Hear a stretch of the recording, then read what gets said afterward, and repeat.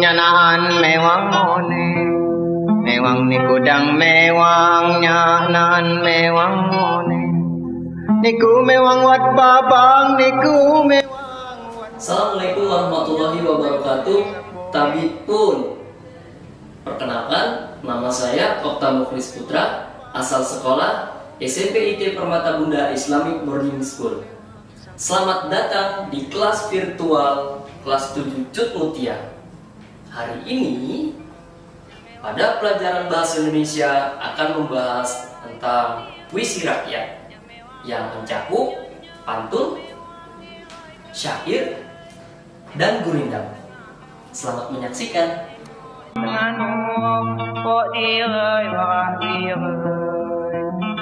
Ikan hendak ditangkap, dibawa ke pasar di Pulau Teduh. Alhamdulillah, semua sudah lengkap. Terimalah salam saya. Assalamualaikum warahmatullahi wabarakatuh. Waalaikumsalam warahmatullahi wabarakatuh. Belajar dengan guru bahasa Indonesia, orangnya insya Allah bijak dan juga alim. Sebelum pelajaran kita buka, mari bersama ucapkan Bismillahirrahmanirrahim. Bismillahirrahmanirrahim. Bagaimana kabar Salihah semua? Alhamdulillah baik.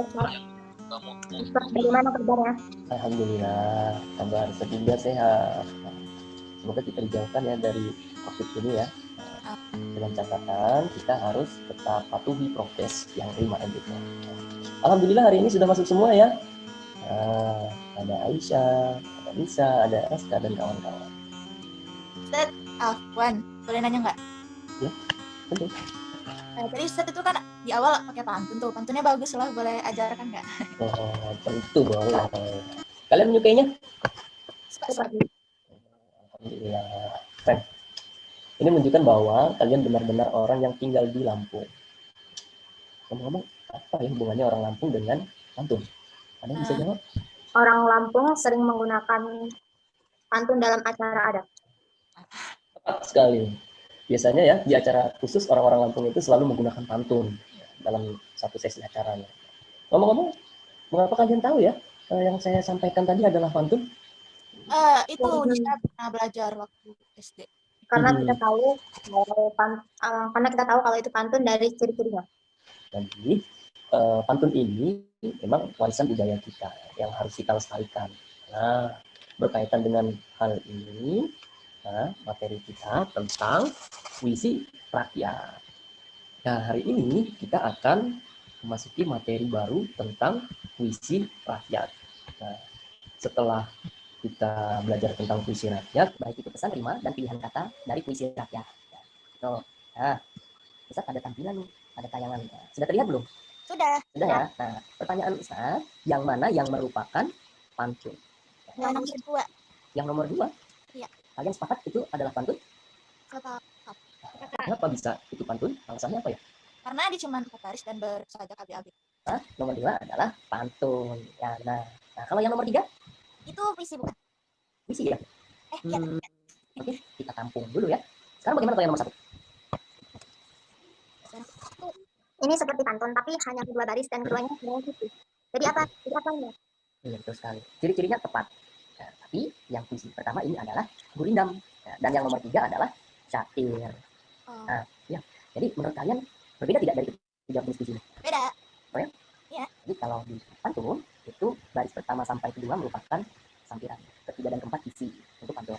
Untuk syair semuanya merupakan isi.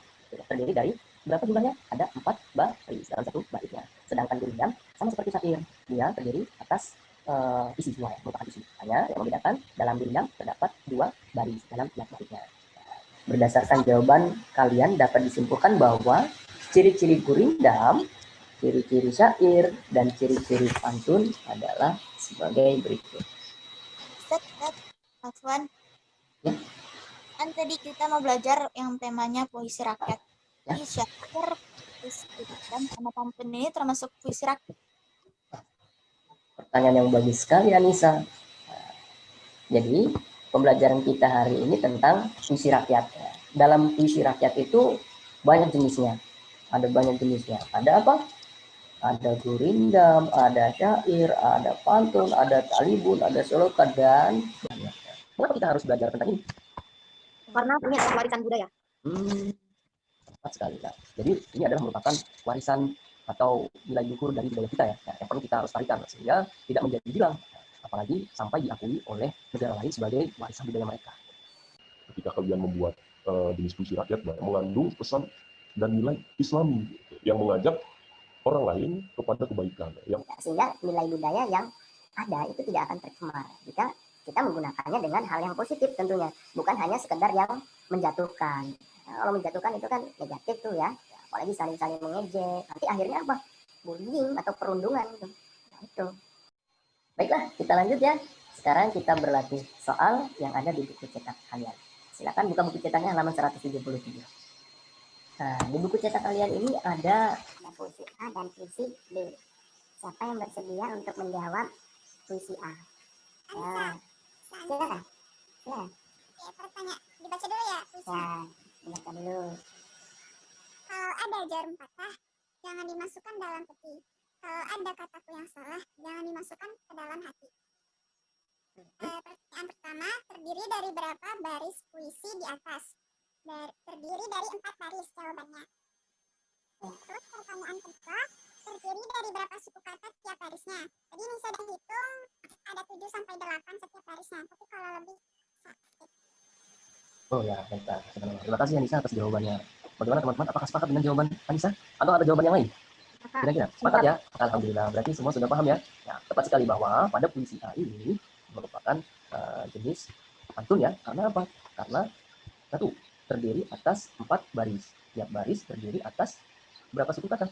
8 sampai 12 suku kata. Ya. Kemudian pada baris pertama dan kedua merupakan sampiran, ketiga dan keempat merupakan isi. Ya. Alhamdulillah semuanya sudah paham ya, dengan materi kita hari ini. Jadi dapat kita simpulkan bahwa puisi rakyat itu diantaranya ada pantun, ada syair, ada gurindam. Iya benar, ada pantun, ada syair, dan ada gurindam.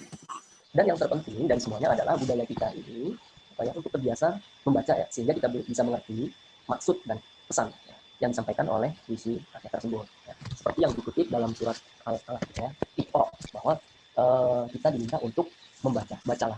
Allah memerintahkan kita untuk membaca, karena dengan membaca kita akan paham. Dalam artian kita harus membaca secara sumul, secara keseluruhan, bukan hanya sepotong-potong, atau hanya membaca di awal saja, tidak sampai akhir, sehingga apa ya, nanti kita hanya menangkap pesan yang tidak utuh dan akhirnya akan menimbulkan suatu berita yang hoax lah ya. Kalau sekarang channel-channel itu ada berita hoax, berita yang tidak benar. Nah, yang perlu kita lakukan adalah kita harus menjadi seorang pelajar yang cerdas. Cerdas bagaimana? Jadi sebelum kita sharing, kita harus saring dulu. Nah, sebelum kita sharing, kita saring dulu nih. Dan satu lagi, hal yang perlu kita ketahui bahwa Al-Quran yang sering kita baca termasuk ke dalam sastra tertinggi loh. Nah, jadi tidak ada yang bisa menandingi syair di dalam Al-Quran. Oh, ya. Kalau kita perhatikan salah satu surat ya, atau dalam surat-suratnya misalnya surat An-Nas, surat Al-Falaq, Al-Ikhlas, itu semuanya merupakan syair yang indah, maka tidak ada yang bisa membuat syair semacamnya. Nah, lalu bagaimana kita sebagai umat Nabi Muhammad SAW? Sudah sewajarnya kita harus bersyukur pada Allah, kan? Karena kita sudah mengenal Islam, ya, di mana di dalamnya agama ini ya tidak ada yang bisa menandingi Al-Quran. Ya. Di dalam agama ini kita ada aturan-aturannya, sudah ditulis di dalam Al-Quran. Semua aspek kehidupan kita, dari perdagangan, pernikahan, politik, dan sebagainya, semua sudah diatur dalam Al-Quran. Dengan seringnya kita membaca ya, baca Al-Quran tentunya menambah isi atau makna yang terkandung di dalamnya bagi kita. Maka sudah sepatutnya kita mengaplikasikannya dalam kehidupan. Siapa yang hari ini sudah membaca Al-Quran 1 juz? Sampai hari ini? Hah? Siapa? Saya. Masya Allah, subhanallah. Kita belum sampai 1 juz tapi udah ada baca Al-Quran. Oh ya, Masya Allah ya. Kami semua makin bangga terhadap kalian ya. Apalagi orang tua kalian. Semoga kalian tetap istiqomah ya. Nah, baiklah, Soleha, pembelajaran tatap muka kita sudah selesai. Sebagai bahan pembelajaran kalian, Ustaz akan posting materi kita hari ini di blog Ustaz ya.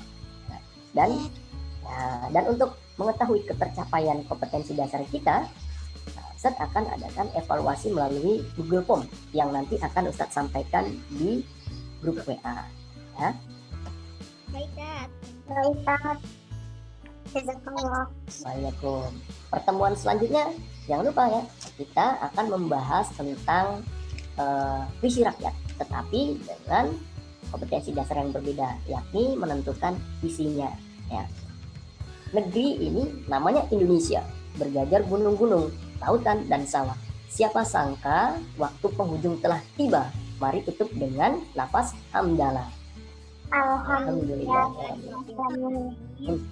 Ikan emas dalam kolam, perahu besar hendak berlabuh. Mohon pamit dan saya ucapkan salam. Wassalamualaikum warahmatullahi wabarakatuh. Waalaikumsalam warahmatullahi wabarakatuh. Lupa semuanya.